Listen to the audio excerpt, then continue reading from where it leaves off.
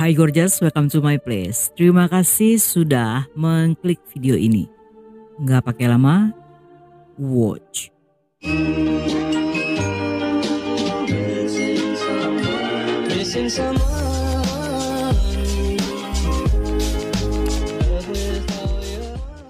Sebelum lanjut ke cerita, saya mau kasih info. Kalau Mabal Kriminal bakal ngajak kamu menyelami dunia yang penuh kejahatan dan rahasia gelap. Alur cerita yang sangat mendalam serta penuh detail bakal bikin kamu ketagihan. Dan setiap plot twistnya seakan membawa kamu ke dunia kriminal yang nyata dan gak ada satupun yang bisa nebak apa yang terjadi selanjutnya. Jadi jangan sampai ketinggalan, subscribe sekarang dan ikuti perjalanan seru ini. Awal tahun 2025 menjadi momen yang menggemparkan di dunia internasional ketika seorang mahasiswa asal Cina saat itu ditangkap di apartemennya yang berada di Inggris. Di balik wajahnya yang tenang dan kehidupan akademis yang tampak biasa, tersembunyi sosok predator yang telah membius dan menyiksa lebih dari 60 wanita. Kejahatannya tidak hanya brutal, tetapi juga tertata sangat rapi dan terekam dalam dokumentasi yang mengerikan. Yang hal ini merupakan sebuah bukti bisu dari kebejatan yang telah dia lakukan selama 5 tahun terakhir. Yang lebih mencengangkan, metode ini digunakan begitu canggih dan juga licik, sehingga banyak korban yang masih tidak menyadari bahwa dulunya mereka pernah diserang. Serangan-serangan itu terjadi dalam bayang-bayang sunyi dan tanpa jejak, namun meninggalkan luka yang sangat mendalam, tidak hanya pada korban, tetapi juga pada orang-orang lainnya. Kasus ini tidak hanya mengguncang opini publik secara global, tetapi juga memicu perdebatan sengit tentang mengenai keamanan masyarakat dan tingkat keselamatan perempuan. Bahkan di negara-negara yang selama ini dianggap aman, seperti di negara Inggris. Dan dia pun kini dijuluki oleh media internasional sebagai si jenggot biru dari Cina, yang merupakan sebuah gelar yang menggabungkan mitos dan juga horor. Dan dia pun dikenang sebagai salah satu pemerkos berantai yang paling kejam dan penuh perhitungan yang pernah tercatat dalam sejarah Inggris.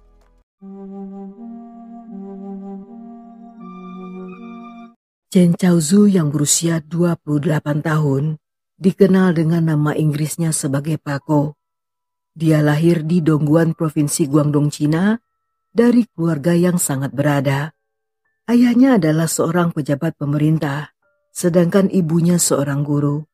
Dia tumbuh dalam lingkungan serba berkecukupan, dengan didikan yang disiplin dan jalan hidup yang telah dipersiapkan sejak dini, yang tentunya bertujuan untuk mencapai kesuksesan. Pada tahun 2017 saat dia berusia 20 tahun, Chen pun tiba di Inggris. Dia pun kuliah di bidang teknik mesin yang diambil di Queen's University of Belfast dan berhasil lulus dalam waktu 2 tahun saja. Setelahnya dia pun melanjutkan dengan S2 di University College of London dan 2 tahun kemudian memulai kuliah S3. Namun karena adanya pandemi, untuk sementara waktu Chen pulang ke Cina. Dan di tahun 2022 setelah pandemi berlalu, dia pun kembali ke London untuk melanjutkan kuliahnya. Dengan segala prestasinya, Chen tidak hanya dikenal cerdas, tampan, dan berasal dari keluarga terpandang. Namun dia juga dianggap sebagai sosok teladan, terutama di kalangan mahasiswa internasional asal Cina. Di mata orang-orang, Chen memiliki citra sebagai pria baik serta ideal yang diketahui terobsesi dengan kebugaran.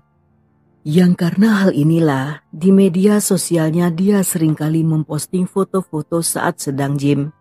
Dimulai dari pose ala atlet angkat besi yang tentu saja memamerkan otot lengan, atau pose tampak belakang yang menunjukkan bagian punggung mulusnya, hingga ke pose badan setengah membelakang dengan pantat yang setengah menungging.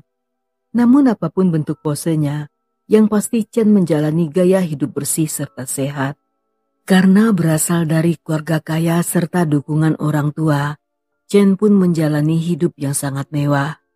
Dia menyewa apartemen di lantai 39 yang berada di kawasan Elephant and Castle dengan biaya sekitar 81 juta per bulannya. Sedangkan untuk selera fashion, dia memakai jam tangan Rolex, baju desainer, serta rutin melakukan perawatan skincare di klinik ternama.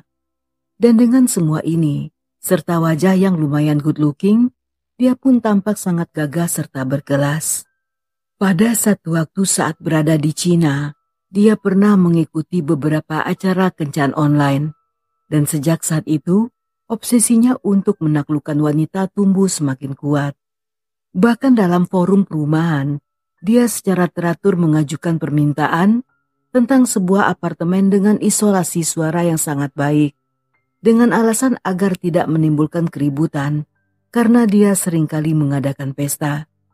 Tetapi di balik permintaan yang terdengar biasa itu, tersembunyi rencana kotor yang telah disusun selama bertahun-tahun.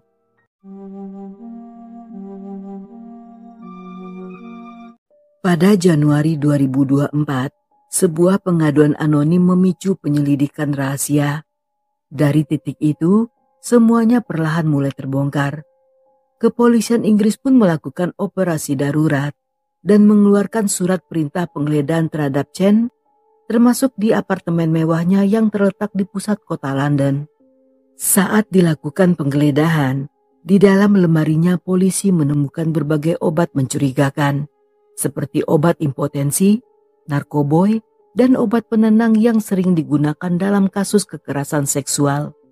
Mereka juga menemukan sebuah pipet takar yang biasanya digunakan untuk menakar dosis obat-obatan cair, yang hal ini menjadi bukti bahwa Chen telah mempersiapkan segala sesuatunya dengan sangat matang. Selain obat-obatan tersebut, ditemukan juga 4 kamera tersembunyi yang dipasang di seluruh apartemen, serta sebuah kamera berukuran kecil dan sebuah pinhole kamera yang sebelumnya telah dipasang di kamar di asrama. Pinhole kamera atau kamera lubang jarum adalah sebuah kamera sederhana yang tidak menggunakan lensa seperti kamera pada umumnya, melainkan menggunakan lubang kecil seperti lubang jarum yang digunakan sebagai pengganti lensa. Sedangkan pada komputernya, polisi menemukan data sebanyak 6,5 terabyte yang di dalamnya terdapat ratusan video ketika Chen sedang memperkaos para wanita yang semuanya dalam kondisi tidak sadarkan diri. Dari riwayat pencarian internet, Chen diketahui melakukan banyak pencarian dengan kata kunci seperti kamera mata-mata, jam tangan dengan kamera tersembunyi, alat perekam rahasia, serta obat penenang tak berbau dan tak berwarna. Di saat bersamaan, polisi lainnya yang memeriksa lemari pakaian juga menemukan sebuah kotak bermerek Fendi yang berwarna kuning, yang di dalamnya terdapat beberapa barang serta perhiasan wanita. Barang-barang tersebut diduga merupakan barang-barang milik korban yang sengaja dikoleksi sebagai trofi sebagai pengingat kejahatannya.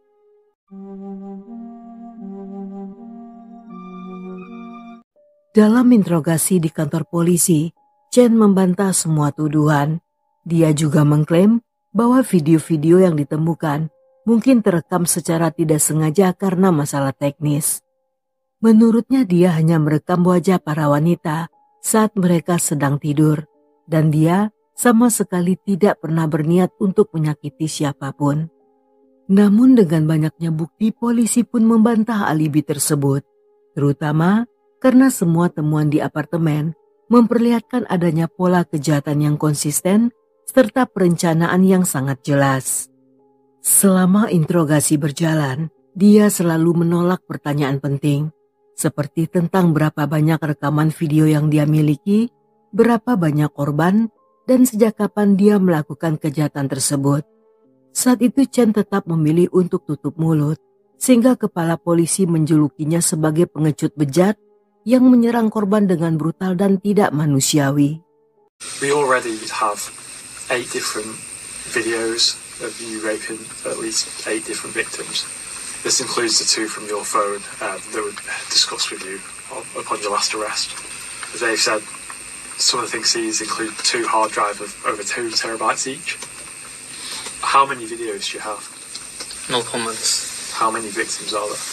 No comments. How long has this been going on for? No comments. Obviously, we've traced back to this address. It could quite easily be going on since at least 2019. No comments. Did this start when you moved to the UK? No comments. Did it start before that? No comments. When was the first time it happened? No comments. Would you say you're unable to stop? No comments. Would you say you're addicted to drugging, raping and videoing these women? No comments. So Hal, this is your interview. This is your opportunity. Is there anything you want to tell us about these videos we found? No comments. Is there any help you want us to provide, any support in regards to these issues? No. Berdasarkan riwayat aktivitas di ponselnya, sejak tahun 2019 hingga 2024, polisi pun mengkonfirmasi bahwa Chen telah melakukan penyerangan terhadap 11 korban. Sedangkan untuk data tahun 2017 hingga 2019, saat Chen masih tinggal di Belfast, mereka tidak berhasil menemukan apa-apa karena saat itu dia telah mengganti ponsel yang dipakainya di tahun-tahun tersebut. Namun dari rekaman yang ditemukan, di sana terdapat sebanyak 50 wanita berbeda, sehingga polisi berasumsi bahwa kemungkinan jumlah korban lebih dari 60 orang. Para wanita tersebut tentunya sangat mudah tertipu dengan penampilan Chen yang menjalani kehidupan normal seperti layaknya warga London pada umumnya. Dengan status sebagai mahasiswa internasional, sehingga tidak seorang pun yang curiga jika selama 5 tahun belakangan pria itu telah melakukan serangkaian kejahatan. Agar lebih mudah mencari korban, Chen mendekati para wanita melalui media sosial dan juga melalui acara-acara sosial lainnya. Karena dia selalu tampil sebagai pria ramah, sopan dan penuh perhatian, sehingga banyak korban yang tidak mengetahui bahwa mereka telah diserang, hingga akhirnya rekaman kejahatan itu diputar di pengadilan. Dan untuk menghadapi Chen yang berusaha mencari alibi lain, melalui sebuah konferensi pers, polisi menyatakan bahwa Chen adalah merupakan salah satu pemekaus berantai yang paling berbahaya dalam sejarah Inggris. Dan mereka meminta bantuan dari para korban lainnya untuk segera melapor ke kepolisian. Namun karena kebanyakan dari mereka tidak sadar telah menjadi korban, sehingga polisi memperkecil lingkup pencarian.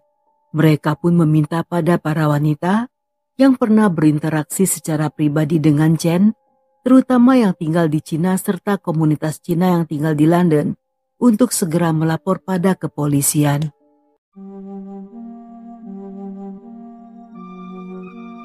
Dalam sidang awal terbongkar semua fakta yang membuktikan bahwa tindakan Chen bukanlah dorongan sesaat, melainkan kejahatan yang telah direncanakan dengan sangat matang.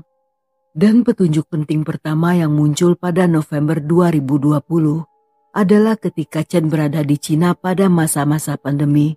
Di sana dia menginstal aplikasi chat yang kurang populer dengan tujuan untuk mengunduh tutorial tentang cara membius dan memperkaos wanita.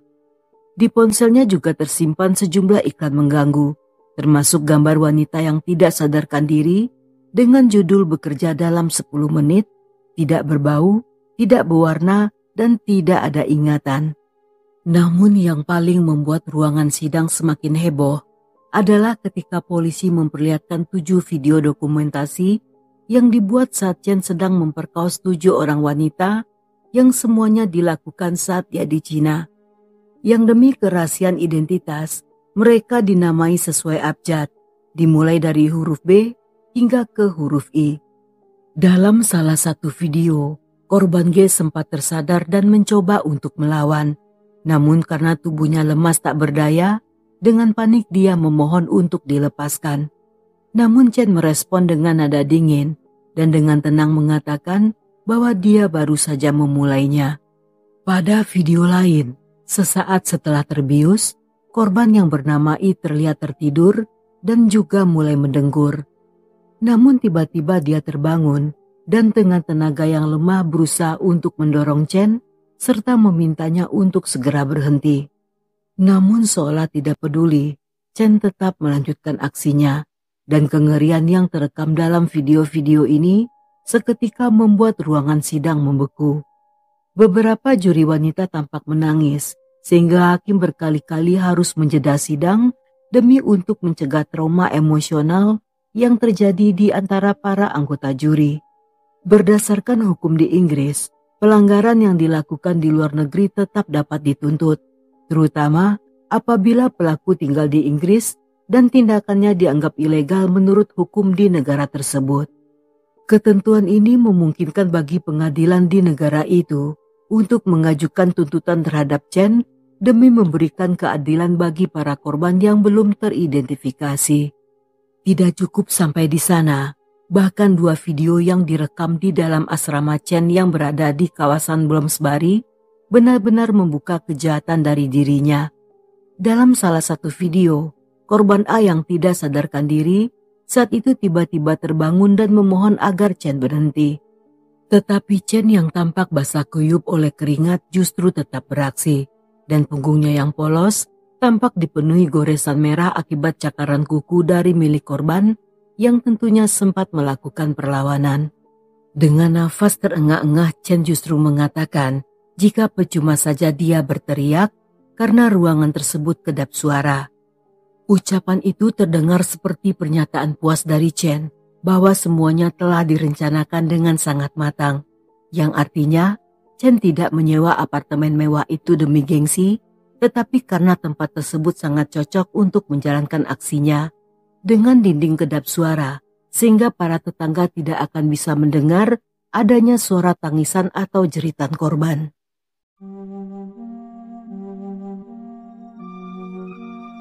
Beberapa mantan sekelas Chen yang juga ikut bersaksi mengaku bahwa saat berada di sebuah pesta, pria itu seringkali memaksa wanita untuk minum hingga mabuk.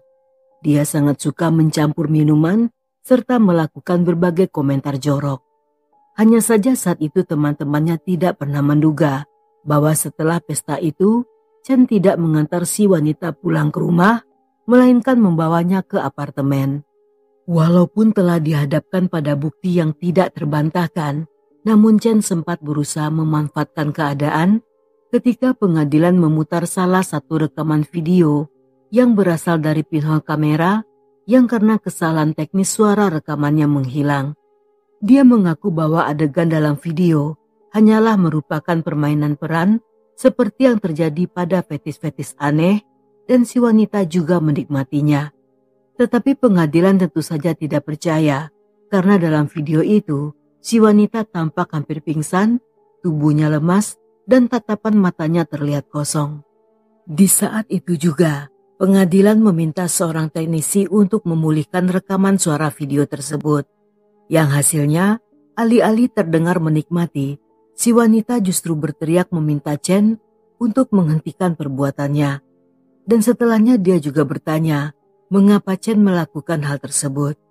Chen yang telah terpojok kembali merubah pernyataan. Dia mengaku bahwa apa yang terjadi adalah atas dasar suka sama suka. Dan para wanita tersebut dengan sukarela meminum obat penenang demi untuk memenuhi keinginan seksualnya. Seolah tidak menunjukkan penyesalan, dengan tenang Chen menatap para juri, sambil mengatakan bahwa para korban tahu apa yang mereka inginkan, karena Chen juga memberi mereka uang sesuai dengan kesepakatan bersama. Selain itu, Chen bahkan mengaku bahwa setiap bulan dia tidur dengan 5 wanita, yang semuanya memiliki kebiasaan berbeda saat bercinta. Ada yang suka memejamkan mata, dan ada pula yang pura-pura pingsan. Dan itu hanyalah permainan peran yang telah mereka rencanakan sebelumnya. Pernyataan ini tentunya memicu beragam reaksi di ruang sidang. Seorang juri bahkan membanting meja dan keluar dalam keadaan marah. Sedangkan juri lainnya dengan muka merah tampak menahan emosi karena tidak seorang pun yang percaya bahwa seorang pria terpelajar, berpakaian rapi dan tampak terhormat, dengan sombongnya bisa dengan begitu berani membenarkan tentang kejahatannya yang sangat menyimpang.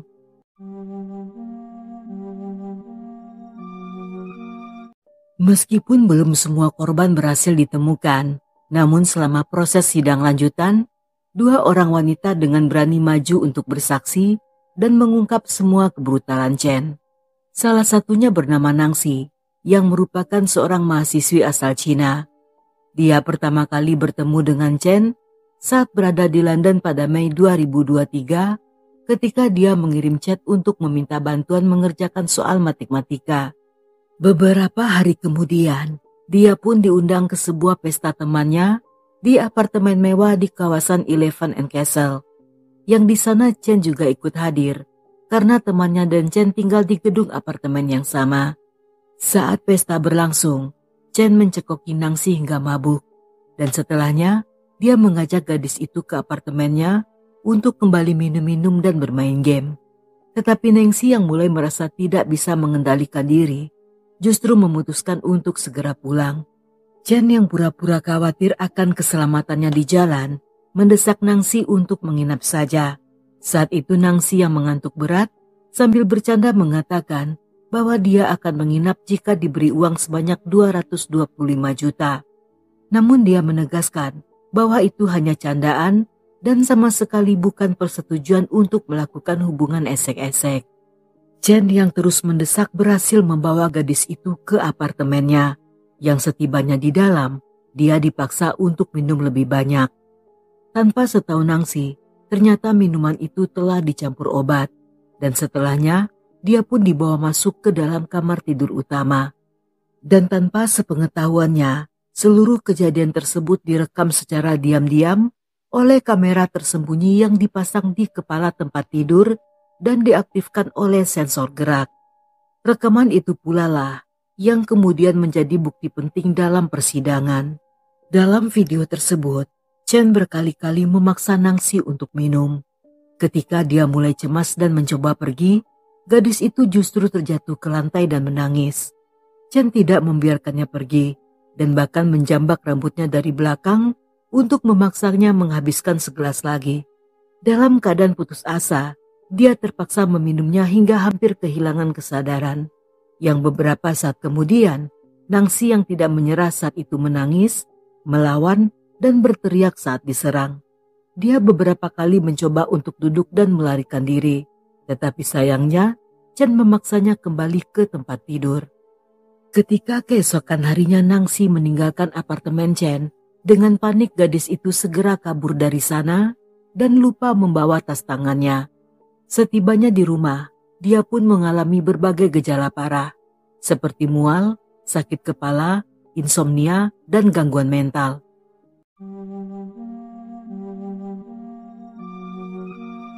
Tidak tahan dengan penderitaan tersebut, pada 21 Mei 2023, Nangsi memutuskan melaporkan kejadian ini ke kepolisian London. Petugas dikirim untuk mengambil pernyataannya, namun karena adanya kendala bahasa, keterbatasan pengetahuan hukum, dan juga penerjemah yang tidak memenuhi syarat, sehingga saat itu laporan Nangsi tidak mendapat respon yang cukup bagus, dan akibatnya kasus ini pun tidak segera diselidiki. Merasa tidak berdaya dan hampir menyerah, dia pada akhirnya mengirim pesan chat pada Chen dan menyatakan bahwa dia akan mengungkap kejahatan tersebut dan telah menghubungi polisi. Dalam waktu bersamaan, dia pun mengunggah tuduhan publik di media sosial Cina, lengkap dengan foto pelaku yang bertujuan untuk memperingatkan para perempuan lainnya. Unggahan itu pun menjadi viral, sehingga kepolisian Metropolitan London pada akhirnya mengeluarkan permintaan maaf resmi karena telah gagal memberikan dukungan di saat Nangsi membuat laporan. 8 bulan kemudian, ketika pertama kalinya polisi mengetahui postingan tersebut, mereka segera menghubungi Nangsi dan memberitahunya bahwa telah menemukan rekaman dari kamera tersembunyi yang menunjukkan tentang seluruh kejadian, termasuk pemberian obat bius dan juga penyerangan seksual. Dan usaha Nangsi tidak sia-sia, karena dari postingan tersebut, polisi tidak hanya memulai penyidikan terhadap Chen, tetapi juga membantu mengungkap korban-korban lainnya. Saat itu seorang wanita sebut saja bernama Elle, juga ikut muncul dan bersaksi, di mana mereka berkenalan pada Agustus 2021 saat dia masih berusia 19 tahun. Dia mengaku saling dekat atas dasar suka sama suka dan berharap bahwa hubungan mereka akan berkembang menjadi pasangan kekasih. Namun ternyata bagi Chen, Elle hanyalah merupakan teman kencan sementara.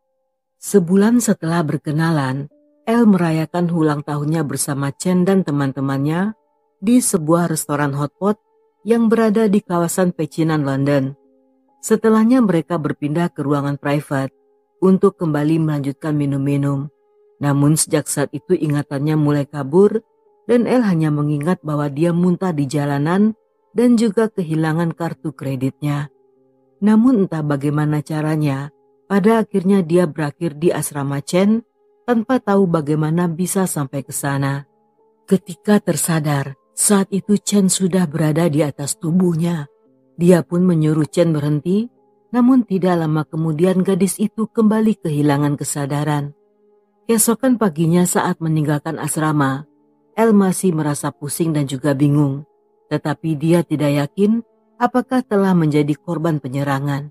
Karena penasaran, beberapa hari setelahnya dia pun menanyai Chen tentang apa yang terjadi di malam itu.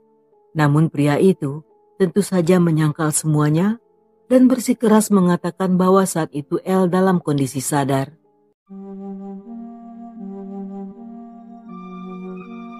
Pada persidangan yang berlangsung di tanggal 5 Maret 2025, juri menyatakan Chen bersalah atas sejumlah tuduhan berat, termasuk pelecehan seksual, penyalahgunaan obat untuk melumpuhkan korban, dan juga merekam seluruh prosesnya secara diam-diam. Dia dinyatakan bersalah atas 11 tuduhan penyerangan yang melibatkan 10 korban perempuan, yang 9 diantaranya direkam tanpa sepengetahuan mereka. Penyerangan tersebut terjadi di Cina dan Inggris, dengan rincian 7 korban berasal dari Cina daratan dan 3 lainnya adalah mahasiswa internasional asal Cina yang tinggal di Inggris. Hingga akhir persidangan, baru 2 dari ketiga korban tersebut berhasil diidentifikasi, sedangkan identitas 8 korban lainnya hingga saat ini masih belum diketahui. Selain itu, Chen dinyatakan bersalah atas 3 tuduhan voyeurism atau perilaku menyimpang, di mana pelaku suka mengintip atau melihat orang tanpa sepengetahuannya yang bertujuan untuk memuaskan hasrat. Chen juga bersalah dengan 10 tuduhan atas kepemilikan gambar dewasa ekstrim, 1 tuduhan palsu, 3 kepemilikan obat terlarang yang digunakan dengan tujuan untuk melakukan tindakan pidana seksual. Namun entah apa yang terjadi, juri menyimpulkan bahwa tidak ada cukup bukti untuk menghukumnya atas 2 tuduhan seperti kepemilikan foto dewasa serta 5 tuduhan kepemilikan obat-obatan terlarang yang digunakan untuk melakukan tindak pidana seksual.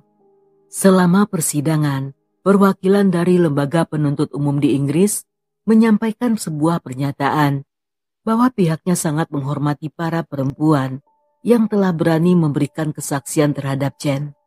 Menurutnya keberanian dan ketahanan para korban adalah merupakan kunci utama yang membantu tim jaksa mencapai putusan tersebut.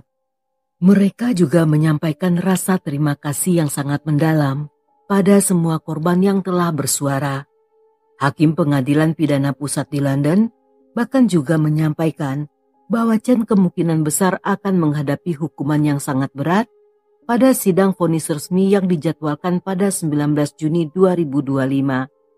Dengan adanya kasus ini, University College of London, tempat di mana Chen kuliah mengambil S3, secara resmi mengumumkan penangguhan status akademiknya. Selain itu, pihak kampus juga menyatakan bahwa mereka telah memberikan dukungan yang dilakukan pada mahasiswa dan staf yang ikut terdampak dengan adanya kasus ini. Selain itu, mereka juga bekerja sama secara penuh dengan aparat kepolisian yang dilakukan sejak proses penyidikan berlangsung. Sebelum video ini berakhir, tiba-tiba saya teringat dengan kasus serupa yang pernah terjadi beberapa tahun sebelumnya yang juga terjadi di negara Inggris. Jika pelaku sebelumnya adalah Reinhard Sinaga yang merupakan orang Indonesia, maka dari Cina ada yang namanya Chen Chaozhou, dan keduanya memiliki latar belakang yang sangat mirip. Mereka sama-sama berasal dari keluarga kaya, sama-sama memiliki pendidikan tinggi, dan juga menggunakan cara serta obat bius yang sama. Yang membedakan hanyalah gender dari para korban. Jika Reinhard penyuka para pria, sedangkan Chen mengincar para wanita.